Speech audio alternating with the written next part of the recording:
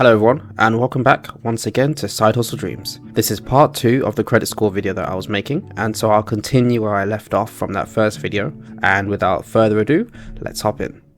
Now of course, at the time when I was younger, I didn't fully understand how important it was to build credit and to be paying things off on the credit card as soon as possible. I just didn't want to end up in a bad credit situation basically. I made sure to keep it up for the next year and a half. I was meticulous in using my credit card for the smaller purchases and then immediately paying it off each month. I didn't fully understand what this was doing, as I didn't fully understand the whole building credit, but I just knew that it was building my credit, and I knew that some of the benefits that this had when it came to having good credit.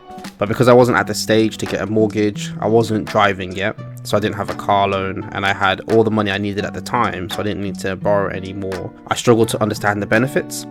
However, as time went on, and as I got older, my expenses and my responsibilities increased, as well as making some dumb financial decisions throughout the years. I reached a stage where I no longer could keep up with paying all of my credit card. I ended up borrowing more money from other sources, and then this is where I started to really take note of my credit. Around the same time, me and my family moved house, and when my parents were buying a new house, I got to see the importance of having a good credit score and the benefits it could provide on getting a house. I was also now reaching the stage of wanting to get my own house, so while I still had a lot of money that I needed to save to reach that point of getting my own house, I now had a goal that I wanted to reach. And so I had to make sure that I had things in place when I was ready to buy my new house. So I started learning more about credit and about credit scores. So in this section, I wanted to just touch on a couple of ways to build your credit score and how to use credit effectively. And then in the next video, I'll then provide some of my own advice about building credit and about ways to sort of manage your credit, as well as a recap going over all 3 videos. So one of the things that I've heard people say before is that your credit score starts at 0. That's not completely true, as so many things can impact your credit score before you even start actually using credit, because that people start at different scores, which is why it is important to check what your credit score actually is. And of course, the best way to build your credit score is to use credit. For example, the story I mentioned earlier, when I went to see the bank advisor and got my first credit card with Barclays, I took out a credit card with a limit of £400. This was at a time when I was earning around £1,300 to £1,400, so a credit limit of £400 was completely manageable, especially because I was living at my parents' house and I didn't have many expenses at the time. This is something I think is very useful for someone who's new to building credit. Look for credit cards that have 0% interest for the first month or so of using the credit, with it then going up in interest if you don't pay the credit back in the first month. An example is Barclays card, and this is from their website. So as you can see from the excerpt on screen, if you pay off the balance in full each month, you won't be charged interest on purchases. And this can be helpful for someone looking to build their credit score. As long as they make sure to be paying the balance off in full each month, then you won't have to worry about paying interest.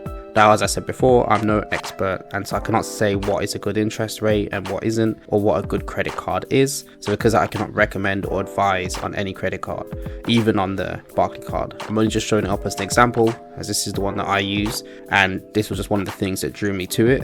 And this is just one of the things that I think might be useful. But again, everyone's situation is different, and I cannot say what a good credit card is or what a good credit card isn't. There might be better ones out there, so it's always best to do your research and to actually get advice, from an expert. But again, this video is just to help those who might be trying to start out and maybe just want to try and figure things out for themselves a little bit. Credit cards can be a good way to build credit and even get perks as well, such as cashback, rewards with gift cards, etc. Like I say, shop around and see which one gravitates to you. Of course, another way to build credit is with loans. However, if you don't need the loan, then it might not be worth taking one out, and it could just be better to just stick with a credit card. Putting yourself on the electoral roll is also a good way to positively impact your credit score. Registering your address and registering yourself to vote can help your credit score go up. Living in one place for a long time and not moving around too much can also help your credit score grow. And of course, keeping up with payments on your credit card, loan, things like that, and making sure that you are making regular payments each month. Another way is to keep your credit utilization low. So what this means is to not use too much of whatever credit you have. So for example, whether it's a loan, credit card, those type of things. So let's say if you have a credit card limit of £400 and you use £200 of it, then that is a 50% credit utilization, as you have used 50% of your available credit. Now, a good thing to note is this can be looked at individually for each credit you have taken out. So if you have a £400 credit card and a loan of £1,000, then you'll want to keep your utilization low for both. So this would mean only using £100 of your credit card and then using £200 to £300 of your loan, for example. And if you use more than that, then make sure to pay your loan or credit card to bring it back down to that low utilization. The aim being to be less than 30% of your available credit. Usually it's even less than that, about maybe even 15%. But if you aim for that 30%, at least it's a good starting point. Also, another piece of advice that I received was to only take out new credit every 6 months. This is to give your credit score time to reflect old credit that you have taken out and paid, and to not take out new credit until you've paid off the old one, unless you absolutely need it. So if you want to take out another loan, but you still need to pay £200 on that £1,000 loan, then first pay off that £200, and then if you can, then wait 6 months, or at least give it some time after this before taking out a new loan. Then at least it won't hit your credit score as hard, and it will help to keep your credit score up. In-store credit cards can help to build credit as well, provided that the place where you've taken the in-store credit card from reports to the 3 earlier credit bureaus that I mentioned. So Experian, Equifax and TransUnion, and I mentioned these in the previous video. Make sure you check this if you want to take out an in-store credit card to help you build your credit score. Another one to note, and this one might be easier for people already paying bills. So this was actually one that I found out from my own research for this video, but paying your bills could boost your credit score as well. For example, utility bills like gas and electric, or your phone contract. These can boost your credit score, but only if they're reported to credit bureaus. So again, a similar situation with the in-store credit cards.